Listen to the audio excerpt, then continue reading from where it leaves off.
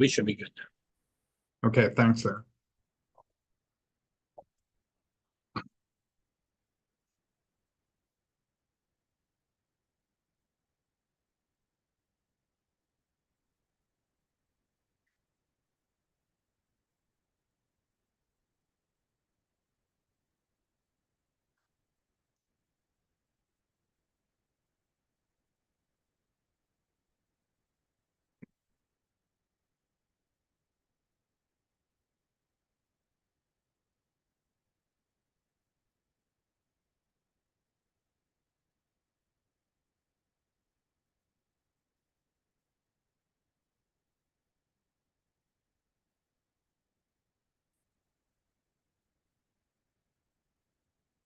Good evening and welcome to the Allegheny Clarion Valley School Board Workshop meeting for October 14th, 2024. The AC Valley workshops are conducted virtually, and the link to access the workshop is always posted to the acvst.org website. During this workshop, I will provide the school board members with information that will help to clarify agenda items, and please at any time jump in for clarifications or questions. And as a reminder, please keep your mic muted until you're ready to speak. And at this time, Madam Secretary, could you please conduct the roll call? Clifford Adams. Here. Patty Anderson. Here. Carrie Armagost. Here. John Burke. Here. Brady Fight. Here. Diane Page. Here. Jeff Powell. Eric Sundling. Here. Kelly Terwilliger. Here. Thank you, Tammy. And at this time, we do not have anybody from the public. We have been speaking to Jennifer Bell from Calendar Transportation about modifying her route. And then underneath presentations, we do have Miss Jennifer Jordan. She's coming in to talk about her student-centered classrooms next Monday. And we're going to highlight all her creativity and student learning. And at this time, I'll open it up to see if we have any school board concerns that we can discuss at this time.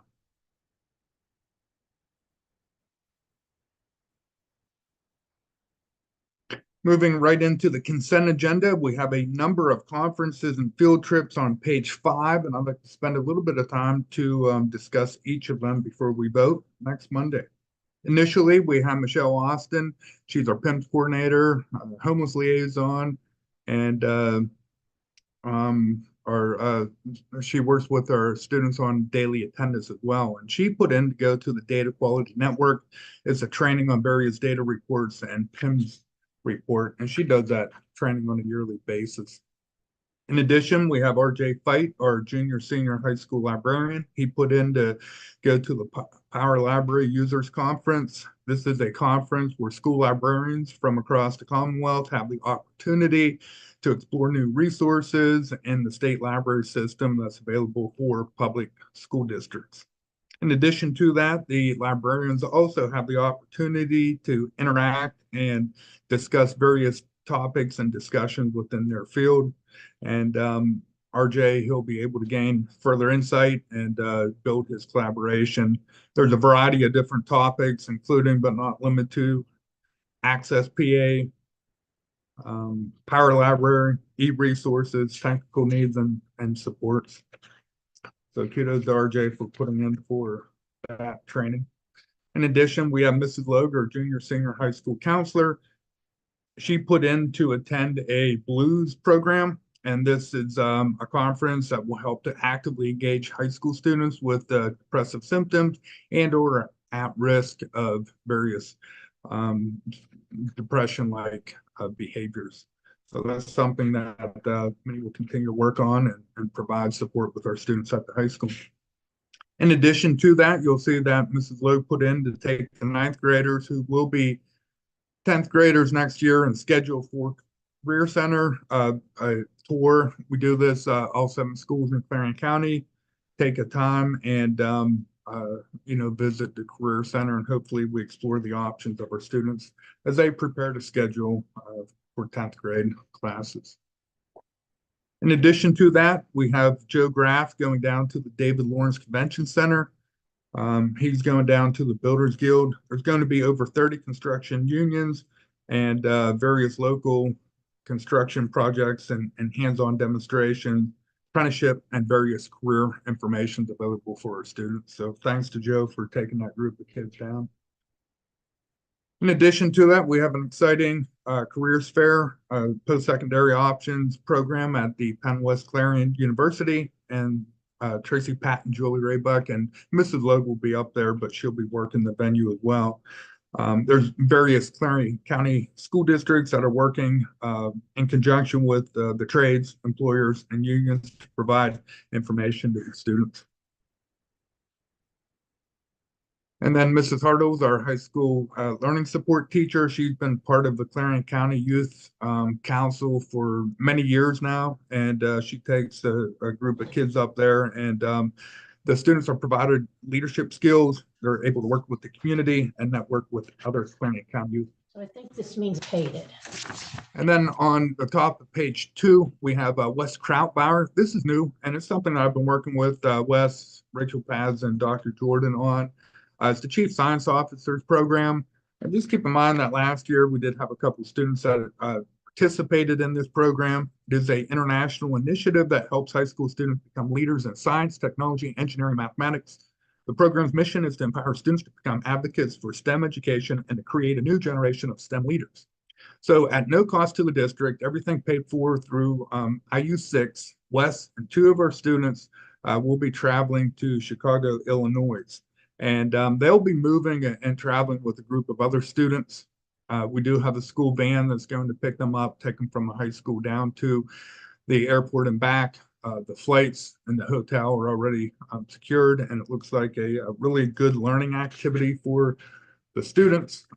Wes and I've been communicating, and I feel as if we're pretty comfortable with Wes taking that group of students to that program in Chicago.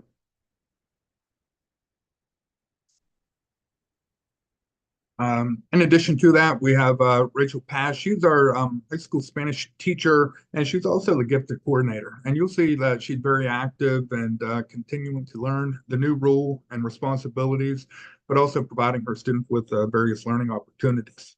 Starting off with the 2024 PAGE conference that she was had become aware of through the intermediate unit number 6 with various training opportunities. So it'll be professional development. And I'm certain that Rachel will go down there, learn lots, and bring it back and continue to build our gifted program here within the district. In addition to that, there's other gifted related and Chief Science Officer related events as well. And between Wes, Joe, and Rachel, they'll be sharing the responsibilities of exploring various other options that you can see there in front of you. There's no cost to the district, and it's covered through the intermediate unit 6.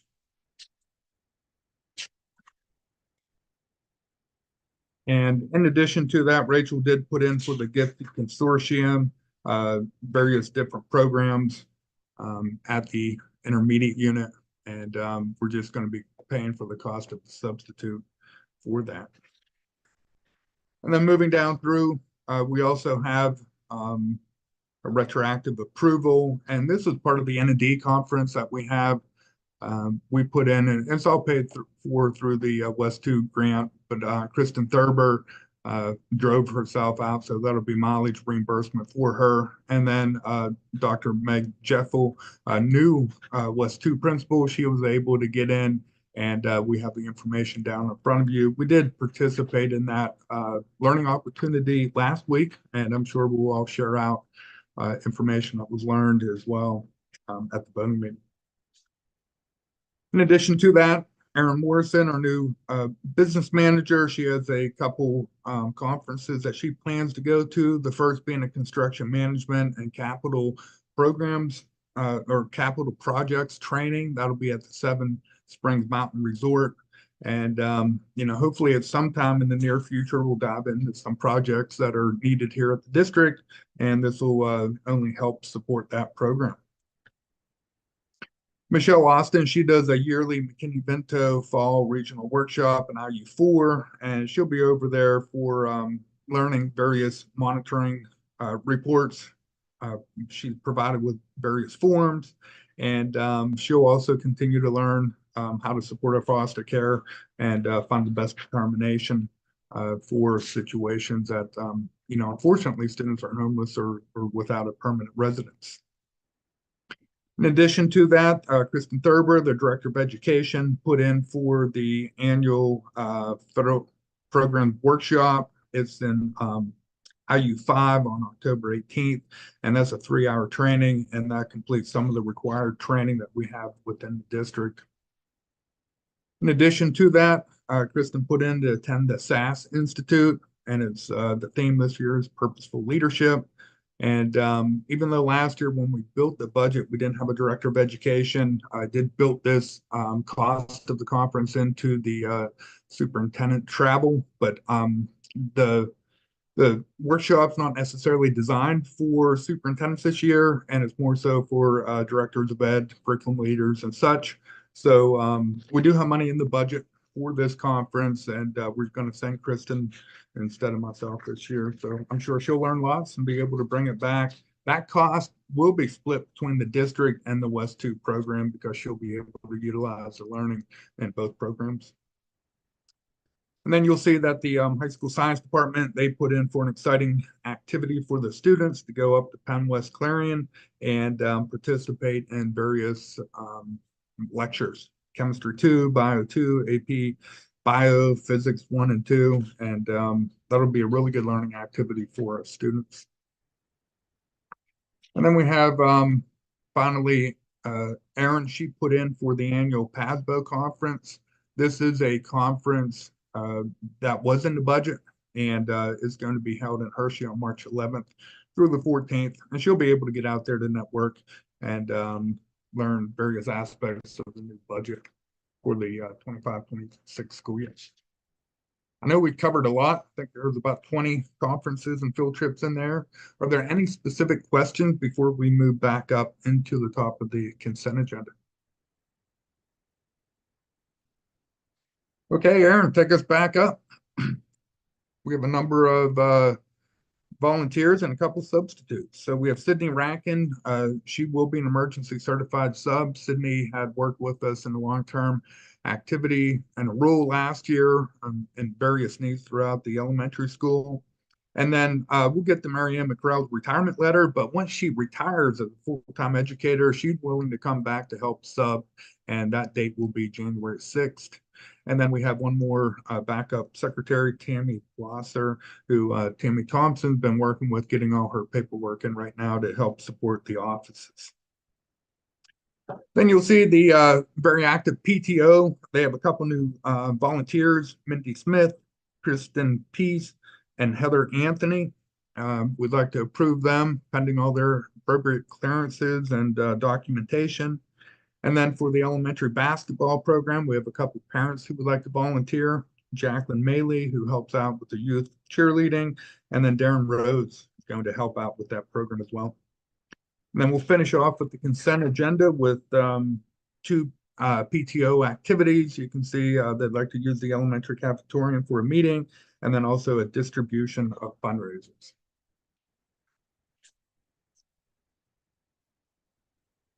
Moving right into finance and purchase.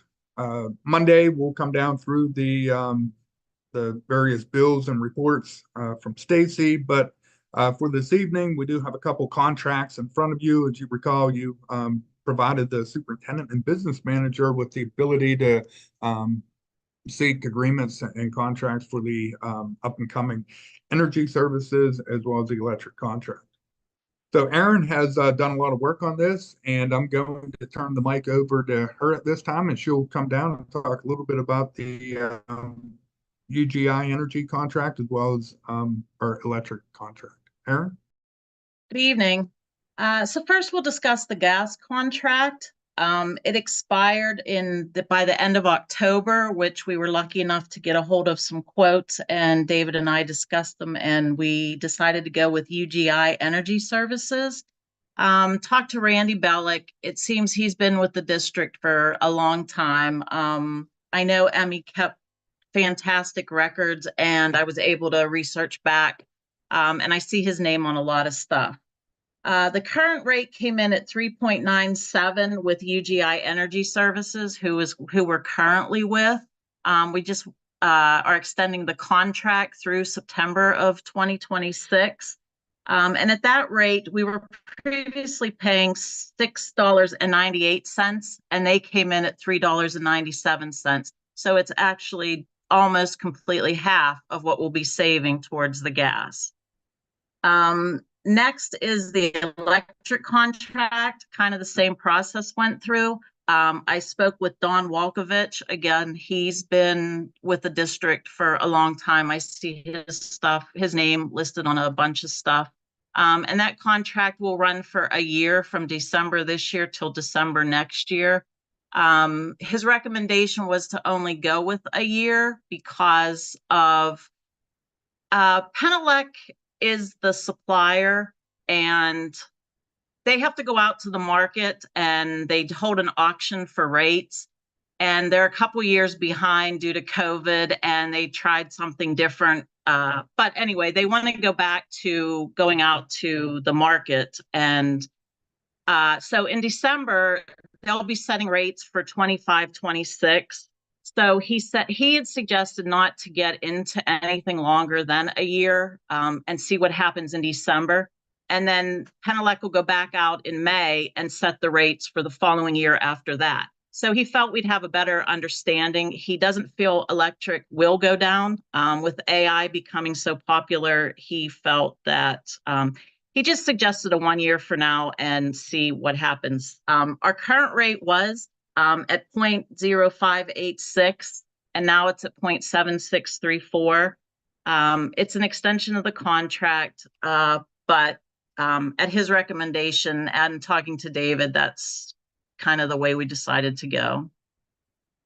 So does anybody Thank have? you, Aaron. Any questions about the contracts or process that we had followed here within the district? David, I don't have any comments, but thank you, Aaron, for taking on that and getting everything figured out. Thank you very much. Oh, you're welcome. Thank you. Yes, I agree. Aaron did great work on that, and I appreciate her attention to detail. Moving into personnel, we have a handful of items in front of you. First and foremost, we will be removing myself from the interim principal role at the West 2 facility because we have Dr. Jeffel up there, and so far so great. She's doing a good job up there and going through various trainings right now, and she's just fitting right in for us. Letter B is that retirement letter that I had alluded to earlier from Marianne McCrell. Keep in mind that Marianne is a AC Valley graduate, and she's been teaching here since 1994, currently serving in a kindergarten teacher role and also co-president for the association. So we're going to be missing Marianne, but she will be back subbing, and we appreciate the years of service that she has put into the district and all the students that she had worked with her for the years. So letter C would be an advertisement for a replacement, and we're working with the association to determine whether that's a permanent position or a temporary position. And the reason why we're having that discussion is because we don't want to disrupt any of the other grades right now and have somebody from an upper grade level bid into that position and then move people around mid-year. We want to keep this transition as seamless as possible. And then letter D is a discussion about advertising to replace the central office secretary. And as we're all aware, Tammy Thompson will be retiring at the beginning of January. So if we can advertise and hopefully find somebody to hire in November, then we could use a little bit of time in transition and try to learn as much as we can from Tammy. We do have an internal dialogue going as far as potentially modifying that job description, and at the very least, we need somebody out there for supporting Aaron and payroll as a backup payroll, or depending on the skill set that we find, and we could potentially modify the job description and have the new person do payroll and have Aaron as a full-blown backup.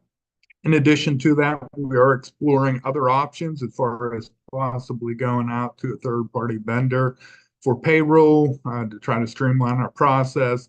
But we haven't had a whole lot of luck with that, and the cost has been a little bit more than what would be able to undertake at this time.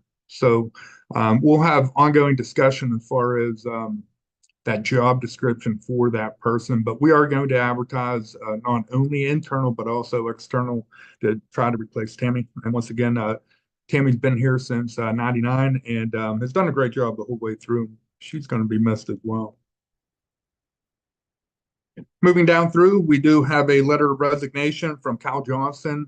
Cal's a elementary heavy-duty custodian working the 3 to 11 shift during school hours, and everybody works daylight during the summertime.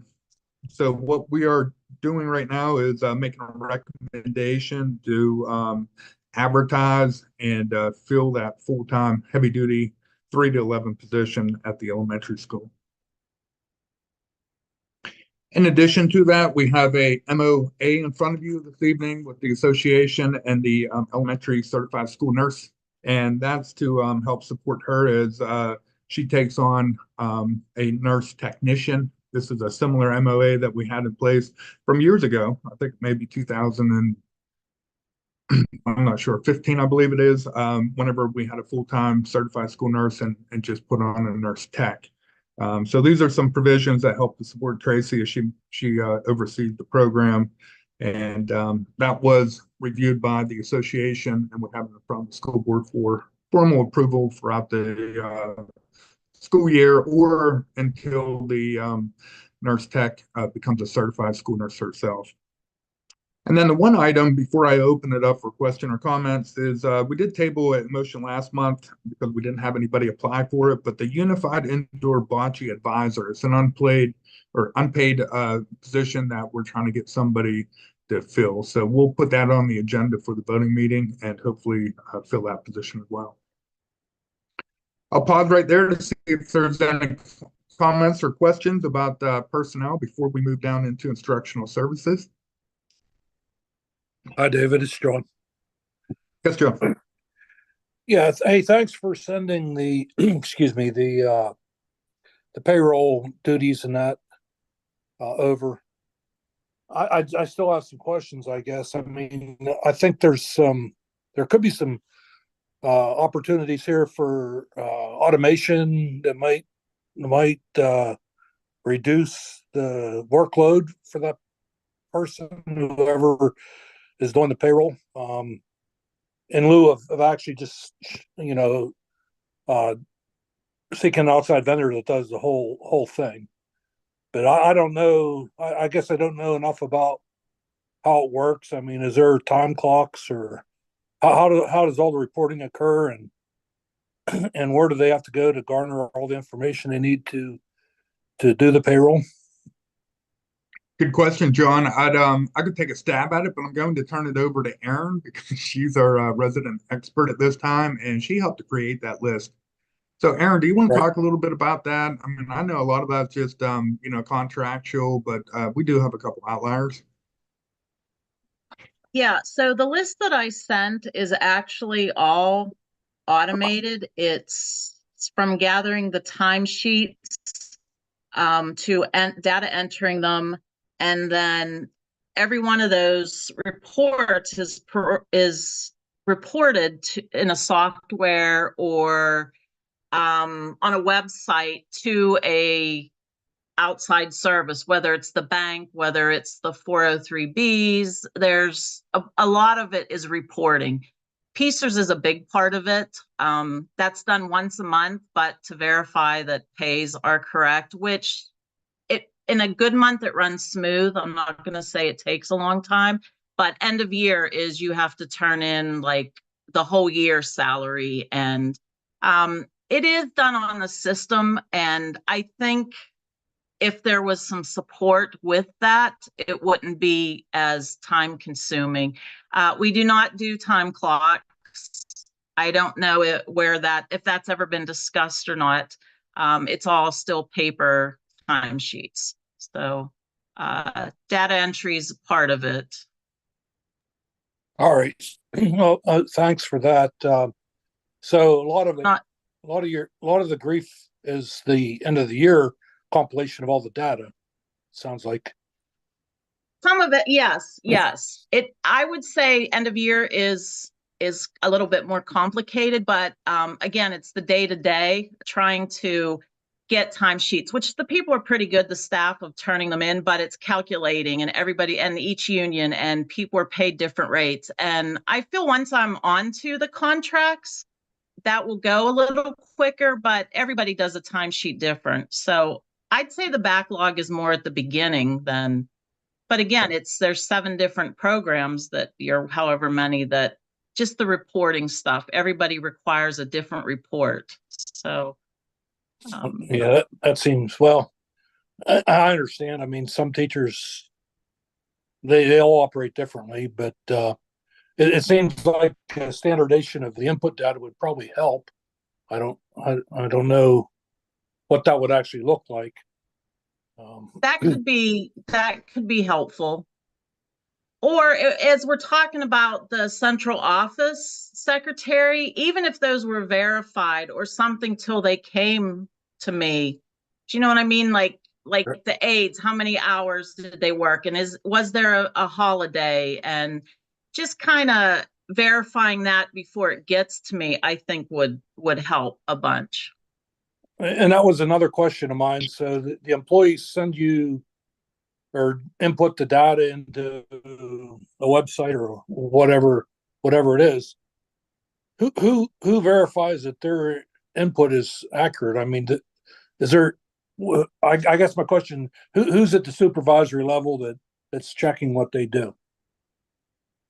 So they actually fill out a paper timesheet and they turn it into a supervisor, whether I know Mr. Best gets them, I know Principal Jordan and Lori, they all get them, they sign off on them, and then they come to me. And then I tally them up, how many the hours they work a week or every 2 weeks, generally on a week because that's an unemployment issue. So every 2 weeks, and then I enter it in the system and it goes from there to be calculated and hourly rates. And Okay, so that seems to me right there to be an area where automation could probably help. You know, if the actual employee entered a website and then the supervisory person goes in and looks at their input and approves it at that level, and it's already in a computer, then it goes to you, and then that would be great. I think that's probably where we're missing it. And even if it costs a little bit to buy the software to do that, it might be probably worth it in the long run.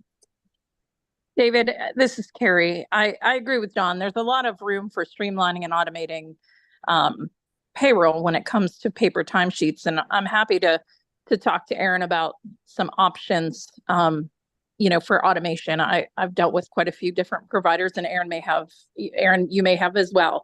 But I think we need to look at some outside providers, not necessarily processing payroll for us, although they can certainly be our backup for when people want to do things like take vacation. But it's a way to automate payroll. Even if we're processing it ourselves, we're utilizing those outside vendor platforms to take away some of the manual processes that are being done in-house.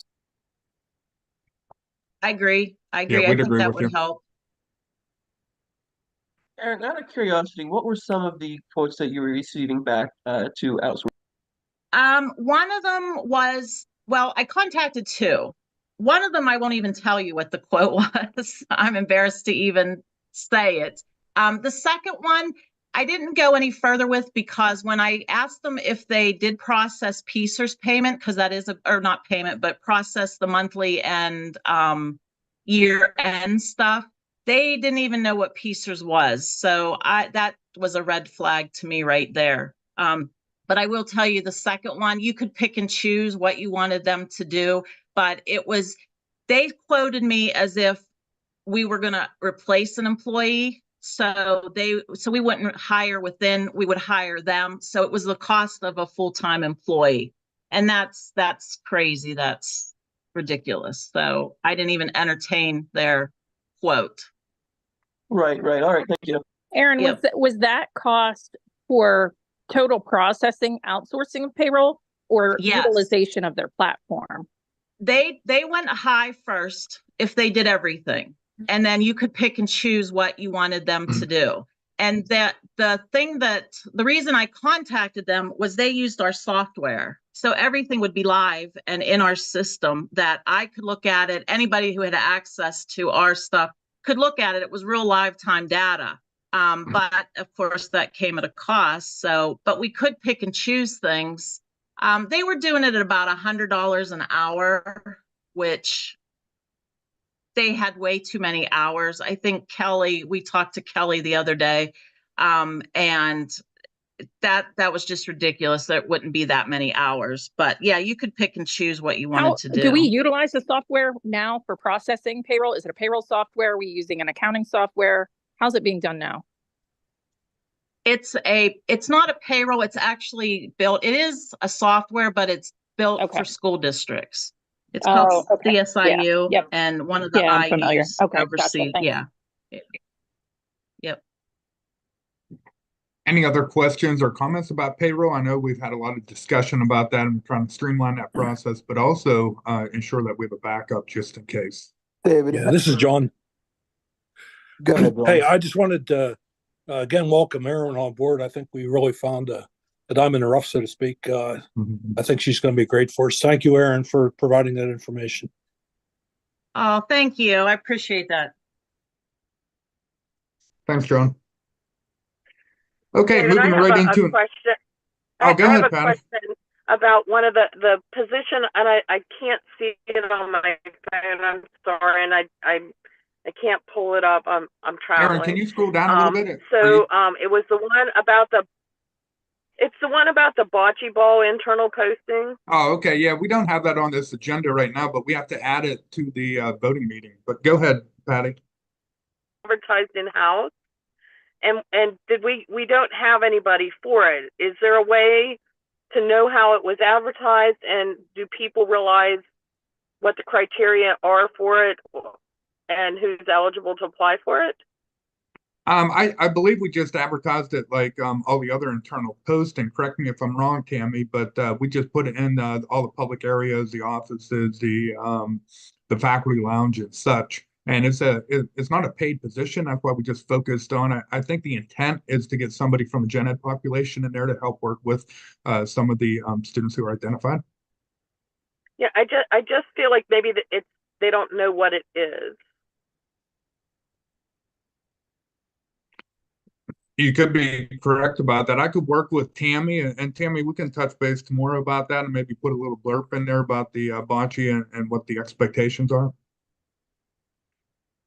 Okay. Thank you. Okay, thanks, Patty. Good idea.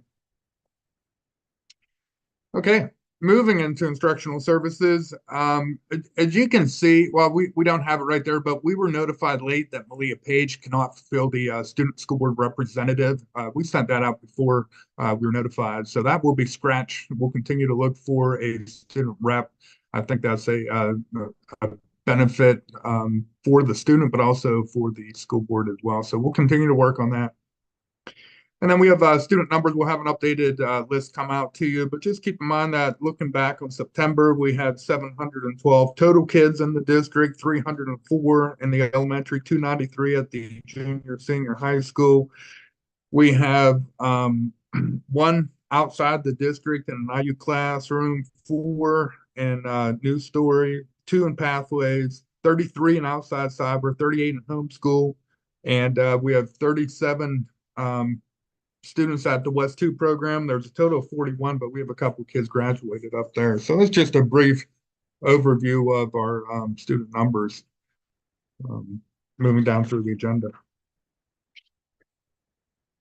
Okay, so under policy, we have a number of school board policies in front of you, and I'll do my best to provide you an overview and work our way down through here. Just keep in mind that we are part of the PSBA news network. So from time to time, PSBA and their attorneys, they'll update the policies and send information out to us as far as our liability and requirements as a school district. So as you can see, we have a host of items that fall underneath school safety and security incident reporting updates. And this is all tied into Act 33 of 2023. It amended several sections of the PA school code, including sections related to the school safety and security. It was approved by the General Assembly and signed into law in December 2023. Act 33 prompted updates in terminology, school code, legal citations, and many of the policies below you this evening. Just keep in mind that one of the major changes brought about by Act 33 was the removal of the school code language outlining the Office of Safe Schools in the Department of Education and moving many of those responsibilities into the Pennsylvania Commission on Crime and Delinquency, PCCD. So not every policy has major changes. There's just a whole lot of terminology changes. So starting off with policy 113.1, that's discipline of students with disabilities. Just keep in mind that the purpose of that policy is as such. Students with disabilities who violate the code of conduct or engage in inappropriate behavior, disrupted or prohibitive activities, which would regularly result in corrective action or discipline of students with these disabilities, shall be disciplined in accordance to the state and federal law in accordance to their IEP.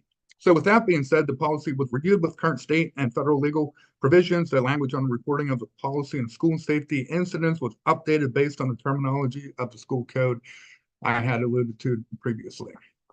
And that goes right into policy 113.2 as well. So we don't have a whole lot of changes outside of code. And you can see in the shared drive that any of the additions are in bold print.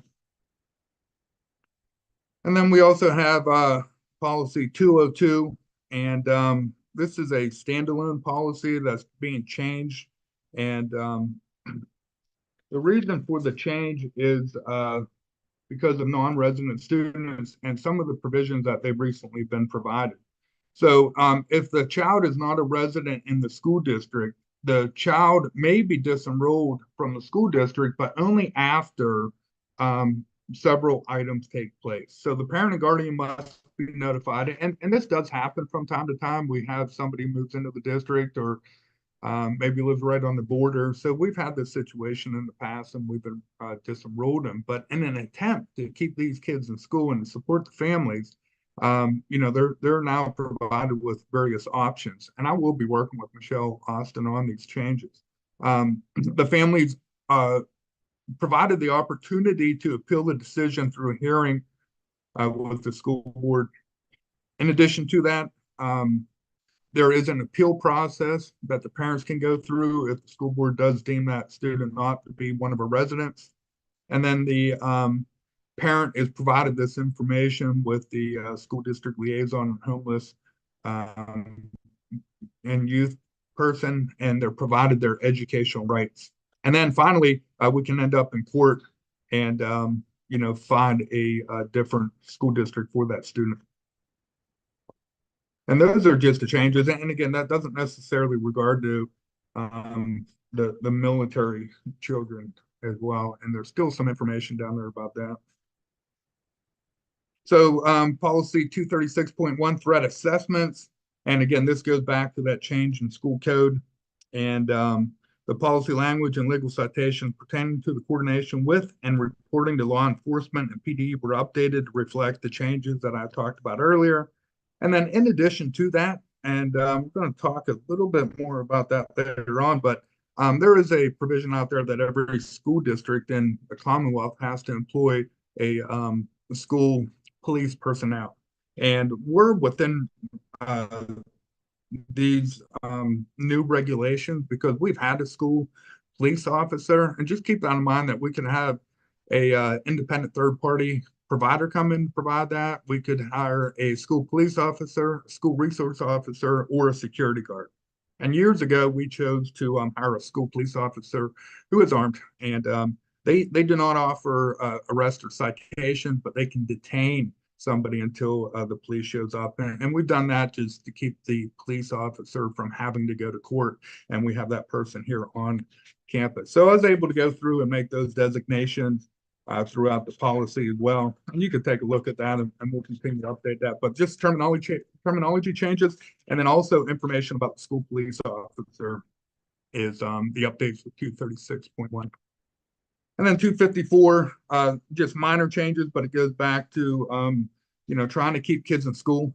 and they had just made some small terminology changes, and the definition of children and military families expanded. So to support our military children, we have an updated policy 254 in front of you. And then policy 607 is there's not many changes in here. And again, just that disenrollment process that I had alluded to earlier. And this not only impacts the school district, but also the West 2 facility as well, because theoretically, the students up there, 1306, they're students without a permanent residence. So that's what makes us responsible for their education. And we will be billing on a monthly basis as we continue to do that. And if we don't get payment within 60 days, then we do contact the Pennsylvania Department of Education and start working our way up through to seek payment from the home school district. And if the students attend for at least a week, and then we'll continue to bill for them. So not too many changes in there, but just a little bit of terminology.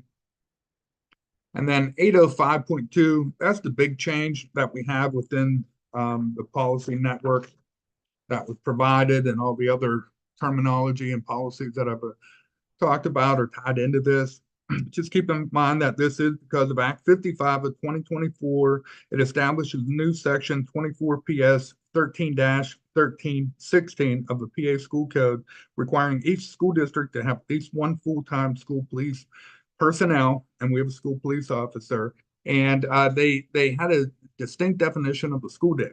And that goes from the hours between the morning opening of the school building and the afternoon dismissal of the students. So that's the piece that we have to be covering in here within the district, and we are in compliance. And at the end of the year, Act 44, 2018 report that I do as a safety and security advisor, I have to also add in the fact that we do have a school police officer here on campus, how many of them we have employed, and to share that with my end of year report as well. So those are all little minor changes, but they are part of the school code. So within that piece of it, we have to add the number of school security personnel, which buildings they're assigned to, and they could be more than one, and then what type of training and the training dates that our school police officer had gone through. And then just various minor language changes throughout. And again, it's just the fact that we do employ a school police officer, not a resource officer or a school guard. And then policy 813, we talked about that last month. That was just a general update from PSBA, and that's the second reading of policy 813 in front of you. I know I covered a lot. Are there any questions or comments about those school board policies? They're in your shared drive network. There are a couple adjustments that I made this past week that I'll provide with Tammy, so we'll be able to take a look at those final policies before we vote on them. Hi, David. It's John again. Hey, I just want to say in regards to the school police, yes, just for the edification of the audience, I was, I worked at UPMC Northwest as the supervisor of police and security. I think it could benefit the district to have full-time police that are certified to go to court, etc. It falls under an act. And I can't recall the name of the act, but it's private police in Pennsylvania. I think it's 504. I mean, there's certain training that the officers have to go to, but they're armed. They have arrest authority, and even though if they have to go to court, if we would have two or more police officers, we could easily cover for their absence if they have to leave the campus and go to court or whatever. But and training requirements, obviously, they have to have firearms proficiency, etc., things like that. It just might be something to consider. It's probably not a big additional cost other than the training and going to ranges and things like that. And we could probably do a lot of that in-house or at a pretty reasonable cost outsourced. Thanks, John. I do appreciate your insight. John is part of our safety committee and very well versed on that. John, just so you're aware, Dave does go through the MOPAC training. He does his updates each year, and he does carry a firearm. The only provision that we did not add in is because we only have one police officer at this time is the fact that they have the arresting abilities and they would end up in court. And we just didn't want to lose the only police officer that we had. But just keep in mind, too, for school board and community, Ms. Thurber had worked on the safety and security grant, and we did earmark money in that grant to add on second police officer. So if we do get 2 here on campus, and that I could see that as a logical progression. Yeah, and that's what I was kind of alluding to. If we have an extra body or two, even 3 people to cover both buildings and after hours events, etc., things like that. The authority would be limited strictly to our campus to arrest and carry the firearm, but the liability would be limited and everything would be easier. I mean, it sounds like, well, just call the state police, but you think about it, those people might be in Leaper, the Clarendon State Police when they get a call. So, you're looking at 45 minutes an hour response time. I played this game. I know what it's like. So it would benefit the safety of our students on the campus. I appreciate your input again. Okay, moving down through, next Monday, we'll hear from James, who'll be here for facilities. We don't have anything for transportation. Brady and Carrie, they'll provide us with the intermediate unit and the career center report, but we do have a couple of correspondence items that I would like to pay special attention to. First and foremost, we did recognize Ms. Stover and Ms. White last month, and they sent down a thank you card for that. They both did a great job and continue to have an impact on our students. We also got a letter from Butler County District Attorney Richard Goldinger, and it's tied into the social media threats that we have dealt with in the past. And we have worked with District Attorney Goldinger in the past, and he really targeted bomb threats years ago, and he's doing the same thing with these social media threats. He's not going to tolerate them one bit. And he sent out this information, and I'd just like to share a little bit of a letter. Due to multiple threats to schools made on social media, fortunately, none of them were credible, but they did impact school districts. They impacted AC Valley. We had to go into a modified school lockdown without any serious threat, but it was the right thing to do. And he states that effective immediately, my office will advise the police department that has jurisdiction to file criminal charges against the person who made the threats as soon as possible.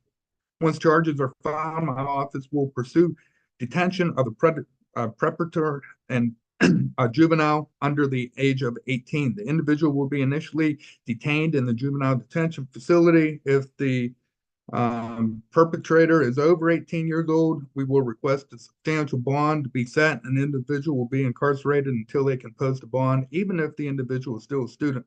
Furthermore, if the individual is under the age of 18, my office will determine that the juvenile is not amendable for treatment of juvenile court. We will seek to have juveniles certified to criminal court, meaning that they will face the same penalties of anybody over 18 years old.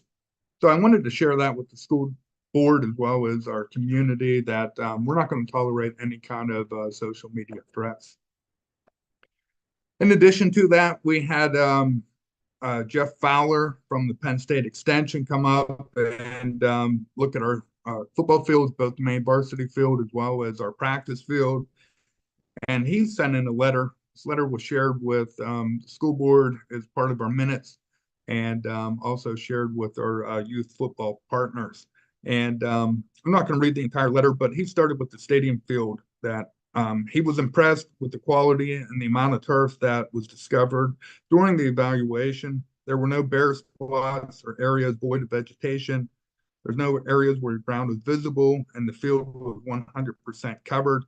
And he brought up a Clegg impact tester. And although there aren't any kind of unified standards within varsity sports in the Commonwealth, he based it off of the NFL.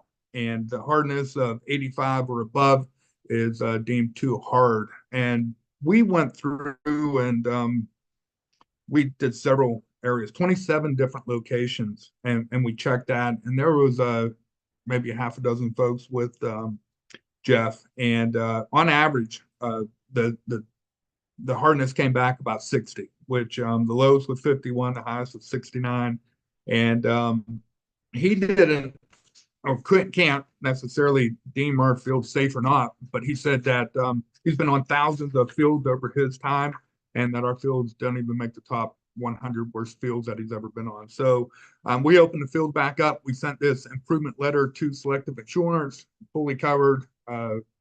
PE classes resumed, youth football is resumed. We'll continue to have the discussion with varsity football. I know it's late in the school year, and you know we have a little bit of mixed opinions as far as trying to bring back a game or not. But we'll continue to work with the football field committee and do our best to make recommendations to the full school board. But the good news is that our fields are up and we're able to use them as well as the community.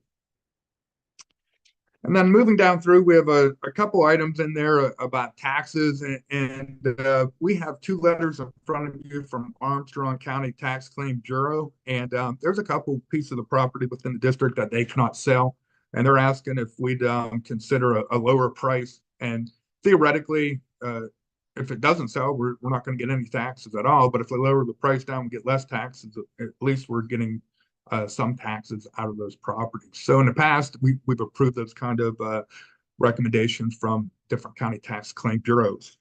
And then also we have one, we actually have 2. There will be another item for the voting meeting, but we have one from Butler County in front of you, and that's in Emlenton. And this was because of delinquent taxes on a trailer that no longer exists on the property.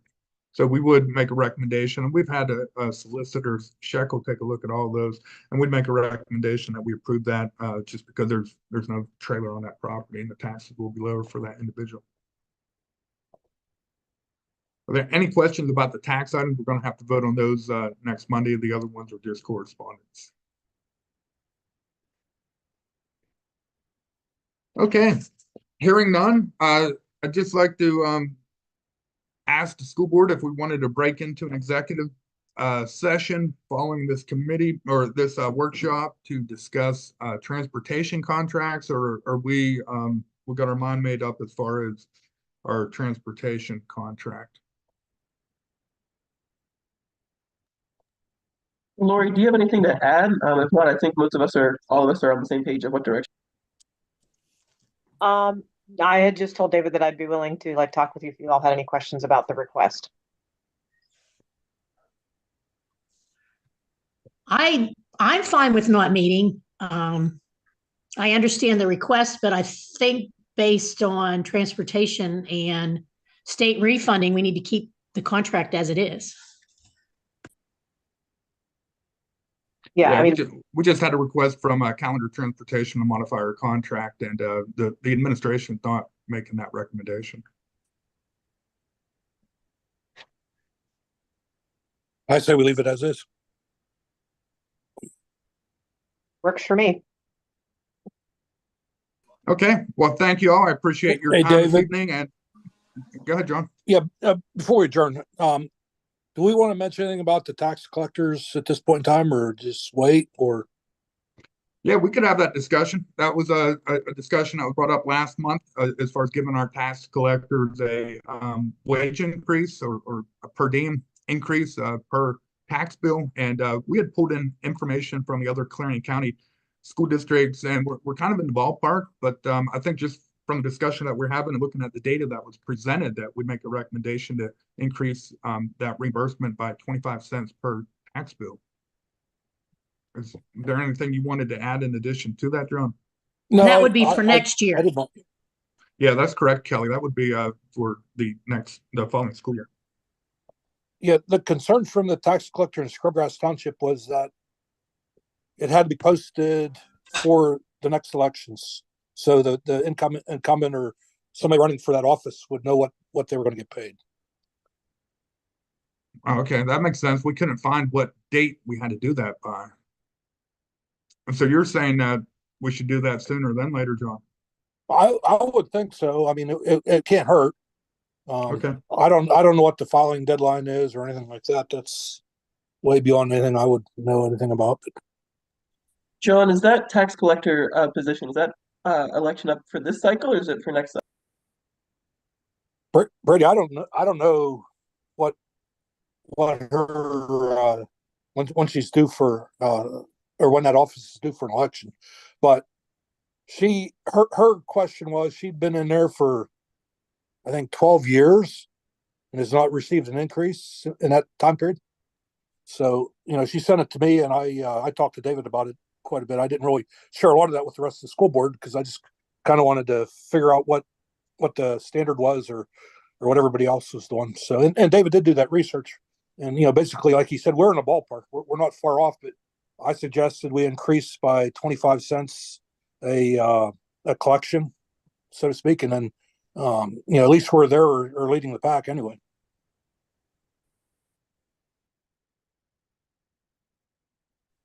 John, those elections look like they're in 2025. Okay, so it'll be this next fall. Yeah, probably the spring though, if they're going to get on the ballot. Yeah, I guess that's what we got to figure out. When is that posting due? If we're going to make a change, we need to put it out there so people know. It may influence a couple different somebody to run or not run. I guess. Good. Anyway, that's all I wanted about that, David. I just maybe we ought to vote on it quicker than or the next meeting or something like that. Okay. I'll work on a motion, get it out there, and we'll continue on with that discussion. All right. Are there any other questions or comments before we adjourn this evening? Okay, hearing none, I'll see you next Monday and have a great evening and thank you all for your help tonight.